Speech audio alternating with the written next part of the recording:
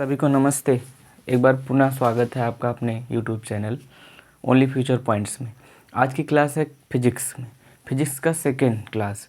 इसकी पहली वाली क्लास ज़रूर देखिएगा क्योंकि उसमें बहुत सारी चीज़ों का यूज इस क्लास में होगा। जैसे पहली वाली क्लास में हमने बताया था मूल राशियाँ और उसकी परिभाषा और फिजिक्स की परिभाषा, फिजिक्स का इंट्रोडक्शन पूरा बताया था और व्युत्पन्न राशियाँ बताया था। और फिर ये भी बताया था कि कौन से मात्रक पे कौन सा मात्रक यूज होता है, यानी कब कौन सा कैपिटल लेटर और कौन सा स्मॉल लेटर में यूज होता है। मूल राशियाँ एक बार पुनः रिवीजन कर लेते हैं हम लोग। लंबाई का मात्रक मीटर और फिर इसके बाद था समय का मात्रक सेकेंड, द्रव्यमान का मात्रक किलोग्राम, विद्युत धारा का मात्रक एम्पियर, ताप का मात्रक केल्विन, ज्योत पदार्थ की मात्रा का मात्रक होता है मोल और ज्योतिर्ता का होता है कैंडला और ताप का केल्विन था। इस तरीके से था। तो इसमें देखिए अब ये मात्रक तो एक ही है। जैसे अब तुमको एग्जांपल बताएं, अब जैसे कोई बच्चा होता है घर पे, तो घर पे बहुत सारे नाम होते हैं। स्कूल में उसका दूसरा नाम रखा जाता है, दोस्तों में कुछ दूसरा होता है जो फ़नी होता है, और घर में और ही कुछ फ़नी होता है दूसरा होता है, यानी कई सारे नाम होते हैं लेकिन बच्चा तो एक ही होता है। उसी तरीके से फिजिक्स में समझो, फिजिक्स में कई राशियाँ ऐसी हैं, हर राशि एक ही लेकिन उसके मात्रक कई होते हैं। समझ रहे हैं ना कि एक राशि है लेकिन उसके मात्रक कई होते हैं। तो उसमें मात्रकों की प्रणालियाँ बनाई गई। जब बहुत सारे मात्रक हो गए, उसी तरीके से जैसे बच्चे का नाम जो स्कूल में चलता है लास्ट तक वही नाम रखा जाता है।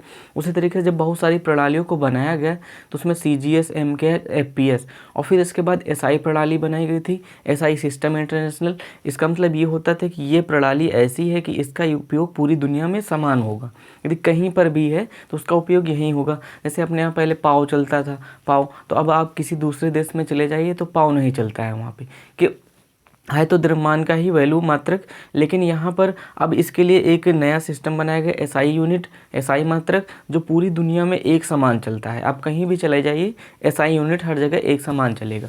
तो आपको हम पहले मात्रकों की प्रणालियों के बारे में बता देते हैं। पहले नंबर पर जैसे है सेंटीमीटर। जैसे लंबाई को किस में मापा जाता है? लंबाई, द्रव्यमान, पूरी दुनिया में समझना, और समय। लंबाई, द्रव्यमान और समय।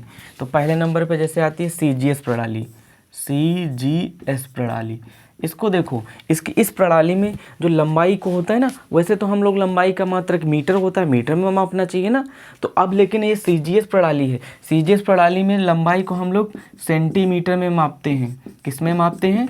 सेंटीमीटर। CGS में सेंटीमीटर में मापते हैं। और द्रव्यमान को किस में मापते हैं? ग्राम में। द्रव्यमान को किस में मापते हैं? ग्राम में। और समय को सेकेंड में मापते हैं। किस में मापते हैं? सेकेंड में। यानी CGS प्रणाली में एक ऐसी प्रणाली है जिसमें हम लंबाई को सेंटीमीटर में और द्रव्यमान को ग्राम में और समय को सेकेंड में मापते हैं। इसके बाद देखिए दूसरी प्रणाली आती है FPS प्रणाली। FPS प्रणाली, यहाँ पर लिख लेते हैं प्रणाली, जिससे आपको अच्छे समझ में आ जाएगा कि प्रणाली किसके बारे में बताया जा रहा है। CGS प्रणाली था, लंबाई को सेंटीमीटर में मापते हैं और द्रव्यमान को ग्राम में मापते हैं और समय को सेकेंड में मापते हैं, ठीक है ना। अब इसके बाद देखिए FPS प्रणाली। FPS प्रणाली फुट, लंबाई को हम लोग मापते हैं फुट में और द्रव्यमान को मापते हैं पाउंड और समय को मापते हैं सेकेंड में, ठीक है। तो समय को किस में मापते हैं? सेकेंड में, यानी फुट, पाउंड, सेकेंड। अब देखिए FPS प्रणाली हुई। FPS मतलब F को हम मानते हैं फुट में और P का मतलब पाउंड में और इसका मतलब सेकेंड। अब देखिए इसके बाद MKS प्रणाली। MKS कौन सी प्रणाली? MKS। अब देखिए ये लंबाई को हम मापते हैं मीटर में। किस में मापते हैं? मीटर में। और द्रव्यमान को मापते हैं किलोग्राम में। किस में मापते हैं? किलोग्राम में। और समय को मापते हैं सेकेंड में। किस में मापते हैं? सेकेंड में मापते हैं। तो ये तीन प्रणालियां हैं। प्रणालियों का मतलब कई प्रकार से पहले पढ़ाया गया था कि कई चीज़ों को बनाया गया, CGS प्रणाली, MKS प्रणाली, FPS प्रणाली। लेकिन इस सभी में मोस्ट इम्पोर्टेंट प्रणाली है SI प्रणाली। SI अभी आगे आएगा। इसका SI मात्रक, इसका मतलब होता है सिस्टम इंटरनेशनल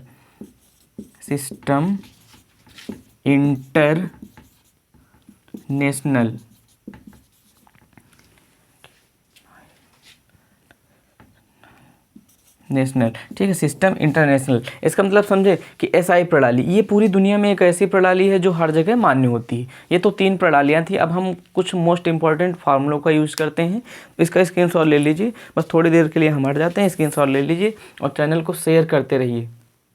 उम्मीद है आप लोगों ने स्क्रीनशॉट ले लिया होगा। अब हम आपको आगे पढ़ाते हैं, कुछ मोस्ट इंपॉर्टेंट फार्मूले होते हैं, उसके मात्रक वगैरह बताते हैं। जैसे देखिए पहले नंबर पे फार्मूला आता है क्षेत्रफल। क्षेत्रफल बराबर होता है फार्मूला लंबाई इंटू चौड़ाई, लंबाई इंटू चौड़ाई, यानी क्षेत्रफल का फार्मूला क्या होता है, लंबाई इंटू चौड़ाई। देखिए यहाँ पर हमने बताया था प्रतीक के लिए ये बताया था कि आपको इंग्लिश के कैपिटल लेटर में यूज या स्मॉल लेटर का बताया था। तो इसमें सबसे पहले इंग्लिश में समझना उसको क्या कहते हैं, फिर उसका प्रतीक वही हो जाता है। जैसे क्षेत्रफल है तो क्षेत्रफल को इंग्लिश में कहते हैं एरिया। क्या कहते हैं, एरिया। तो ये फार्मूला बनेगा जाके A = L × B, यानी लेंथ इंटू ब्रेथ। तो ये फार्मूला बनेगा जाके। अब देखो इसका मात्रक क्या आएगा, मात्रक। अब देखो ये लंबाई था, हमने नोट्स में लिखाया था मूल राशियों में, लंबाई, चौड़ाई, त्रिज्या, विस्थापन, दूरी, इन सभी का मात्रक मीटर होता था। तो देखो इसका भी मात्रक मीटर हो जाएगा और इसका भी मात्रक मीटर हो जाएगा। कहने का मतलब ये मीटर 2 बार हो गए, तो ये हो जाएगा मीटर स्क्वायर। क्या हो जाएगा, मीटर स्क्वायर। अब दूसरे नंबर पे जैसे आता है आयतन। क्या आता है, आयतन। आयतन का फार्मूला होता है लंबाई इंटू चौड़ाई और इंटू ऊंचाई। 3 फार्मूले होते हैं इसके, लंबाई इंटू चौड़ाई इंटू ऊंचाई। अब देखिए आयतन को हम लोग V से प्रदर्शित करते हैं, वॉल्यूम होता है इसका इंग्लिश। लंबाई का हो जाएगा लेंथ और चौड़ाई का हो जाएगा ब्रेथ, ऊंचाई का हो जाएगा h, यानी V = हो जाएगा L × B × h, यानी लेंथ, ब्रेथ एंड हाइट। तो इसका ये आ जाएगा। देखिए मात्रक समझिए, मात्रक में हमने क्या बताया था, मीटर का प्रतीक स्मॉल m बताया था ना। तो यहाँ पर लंबाई लिखा तो लंबाई का प्रतीक इसका स्मॉल m हो गया। चौड़ाई लिखा, चौड़ाई का भी प्रतीक स्मॉल m, यानी चौड़ाई का जो मात्रक है उसका प्रतीक स्मॉल m हो गया। ऊंचाई लिखा है स्मॉल m। अब देखिए स्मॉल m हो गए 3, m। तो ये कितना हो जाएगा, m³। क्या हो जाएगा, m³। तो इसका मतलब क्या हुआ, आयतन का जो सूत्र निकल के आया लंबाई इंटू चौड़ाई इंटू ऊंचाई, और इसका जो मात्रक निकल के आया वो मीटर³ आया। क्या निकल के आया, मात्रक इसका मीटर³।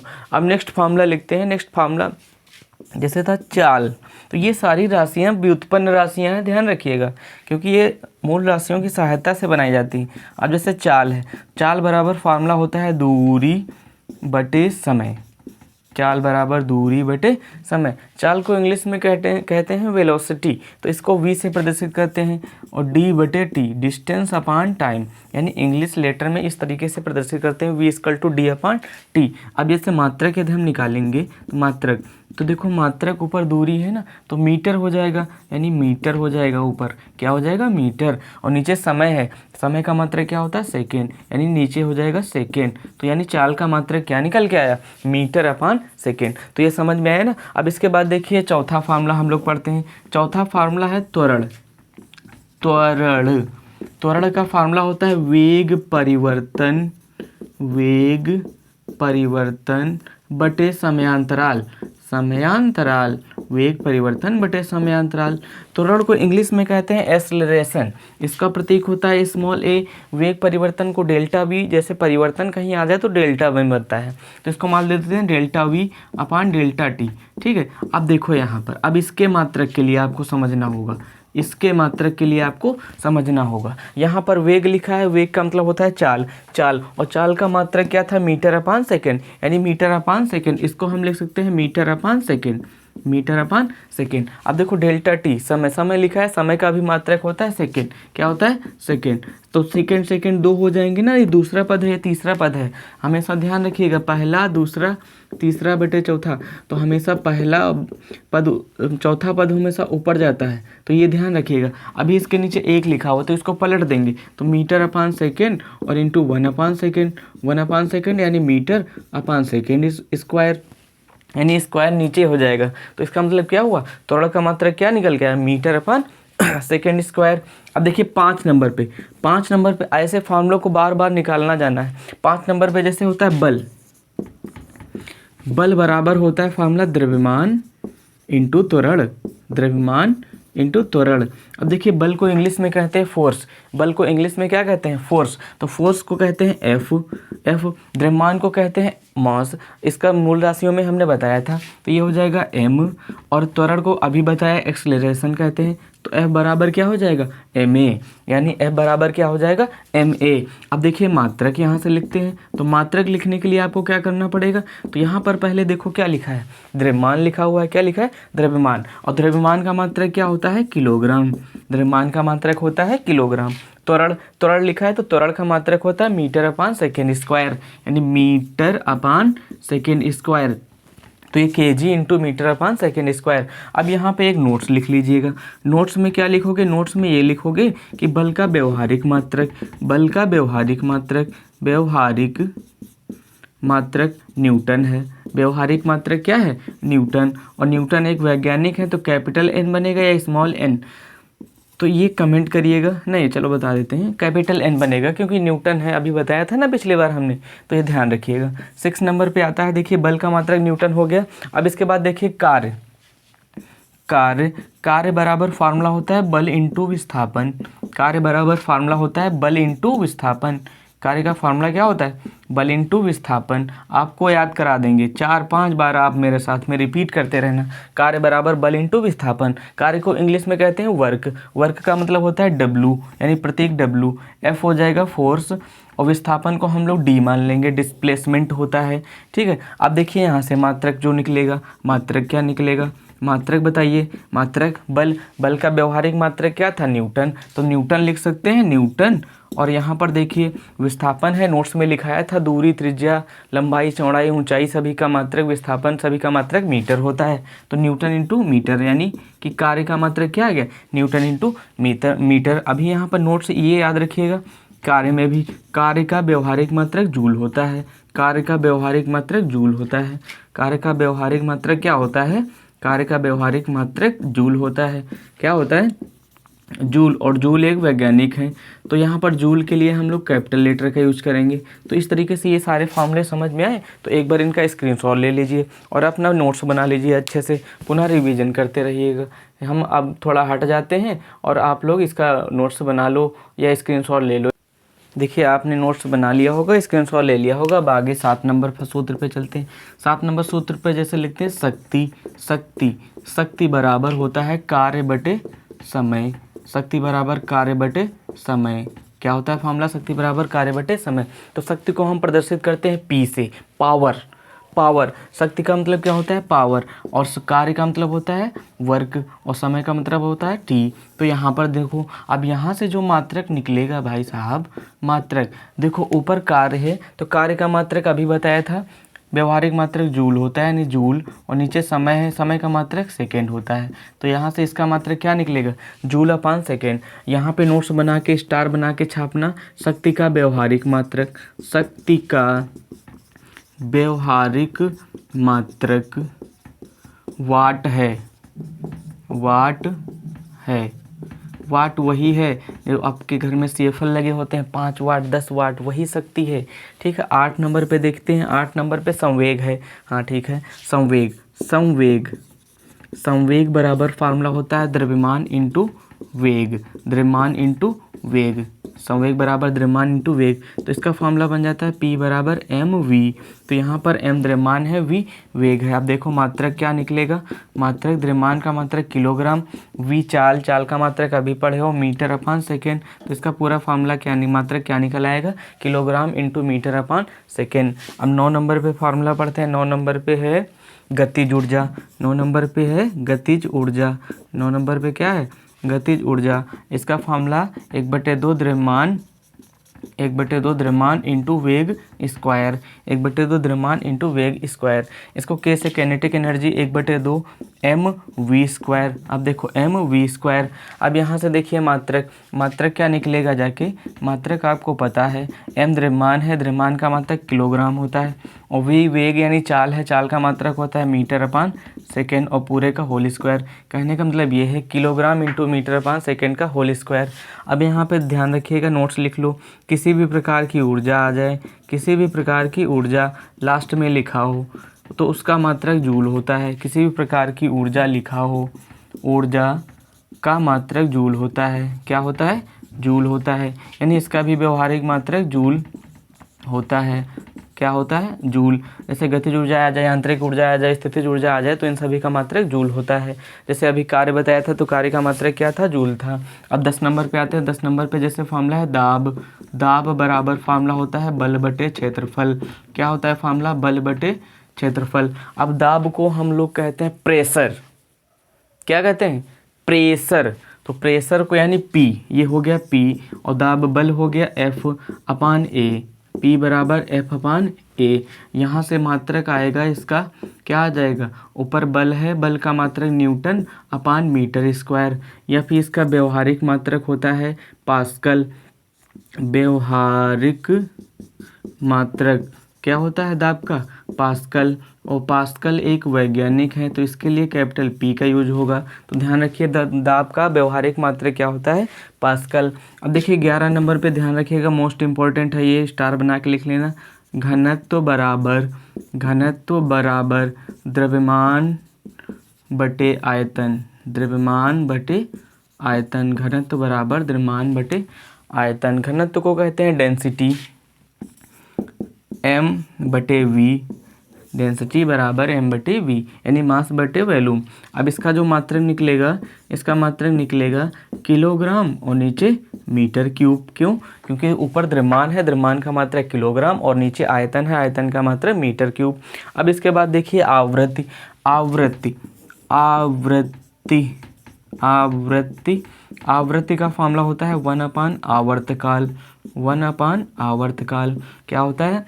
आवृत्ति को हम लोग कई तरीके से प्रदर्शित करते हैं। एन से भी प्रदर्शित करते हैं, आगे पढ़ोगे तो टी से भी मिलेगा और एफ से भी मिलेगा। तो ये सारे टी से तो आवर्तकाल मिलता है। तो अब देखो इसका जो मात्रक आएगा, मात्रक क्या आ जाएगा? ऊपर तो 1 है, यानी संख्यात्मक मान का कोई भी मात्रक नहीं होता। नीचे आवर्तकाल है, आवर्तकाल का क्या हो जाएगा? सेकेंड, यानी 1 अपान सेकेंड। अब यहाँ पे नोट्स लिख लीजिएगा व्यवहारिक मात्रक। व्यवहारिक मात्रक इसका आवृत्ति का क्या होता है? हर्ट्ज। और इसका ये हर्ट्ज एक वैज्ञानिक है, तो इसलिए HZ बनेगा। ठीक है, तो HZ बन गया। अब इसके बाद देखिए कोण। कोण बराबर होता है चाप बटे त्रिज्या। चाप बटे त्रिज्या। अब देखिए चाप का भी कोई मात्रक नहीं होता है, तो इसलिए मात्रकहीन है ये। कैसा है? मात्रकहीन, क्योंकि चाप भी लंबाई होती है और त्रिज्या भी लंबाई होती है, ऊपर कट जाएगा। तो चाप बटे त्रिज्या यानी मात्रक कट जाएगा, तो मीटर कट जाएगा, तो क्या आ जाएगा? कुछ नहीं, 1 आ जाएगा। 1 का कोई मात्रक होता नहीं। फिर 14 नंबर पे लिख लेते हैं। 14 नंबर पे लिख लेते हैं बल आघूर्ण। बल आघूर्ण बराबर बल इंटू दूरी। टाउ बराबर F इंटू आर। तो यहाँ से देखो मात्रक क्या निकलेगा? मात्रक निकलेगा न्यूटन इंटू मीटर। अब 15 नंबर पे लिख लेते हैं आवेग। क्या लिख लेते हैं? आवेग। 15 नंबर पे है आवेग। आवेग बराबर होता है बल इंटू समय। तो आवेग का मात्रक क्या हो जाएगा? Newton into second. यहाँ पर आवेग का ये मात्रक हो जाएगा न्यूटन इंटू सेकेंड। अब आपको हम नोट्स बता देते हैं, बहुत ही इंपॉर्टेंट नोट्स का मतलब ये कि जैसे देखो पाई थीटा कोण, संख्या, भिन्न इत्यादि का मात्रक नहीं होता है। कैसे देखो, यहाँ पर लिखा था हमने गतिज ऊर्जा बराबर 1/2 द्रव्यमान इंटू वेग स्क्वायर। हमने तो 1/2 तो वैसे ही लिख लिया था, लेकिन जब मात्रक लिखा था द्रव्यमान का kg लिखा था और वेग का मीटर अपान सेकेंड स्क्वायर लिखा था। इसके अलावा हमने 1/2 का लिखा था, क्या नहीं लिखा था? पाई। अब यहाँ पर एक क्वेश्चन तुम लोगों के लिए है, पाई कैसी संख्या है? परिमेय या परिमेय? इसको कमेंट में लिखिएगा। और सभी लोगों ने बहुत धन्यवाद, इतने सारे मैंने आपको ये फार्मूला लिखा दिया है, इसका नोट्स बना लीजिएगा। और यहाँ पर ये था, हमने समझाने के लिए बताया था, तो यहाँ पर इसका नोट्स बना लीजिएगा और अच्छे से इसको एक बार अपने कॉपी में लिख लीजिएगा और कमेंट करिएगा किस प्रकार का वीडियो हो और कैसा अच्छा लग रहा है, कि किस प्रकार से समझ में आया और इसको चैनल को सब्सक्राइब करें और अधिक से अधिक लोगों में शेयर किए जिन्होंने भी कमेंट किया है। कई बच्चों के हम नाम नहीं ले पाए, उनको जो है उनके लिए अब क्या बताएं, तो टाइम नहीं मिला। कोई भी प्रॉब्लम नहीं है, बस कमेंट करते रहिएगा और सब्सक्राइब करिए और सभी ग्रुप में शेयर करिए और सभी दोस्तों के पास में, और नोट्स ज़रूर बनाइएगा। ठीक है, थैंक यू। तो मैं हट जाता हूँ, आप लोग इसका स्क्रीनशॉट ले लीजिए जिससे आपको बाद में आसानी रहे, क्योंकि बाद में यदि आप पढ़ेंगे तो इसको अच्छे से याद रखेंगे। ठीक है, थैंक यू, सभी को नमस्ते।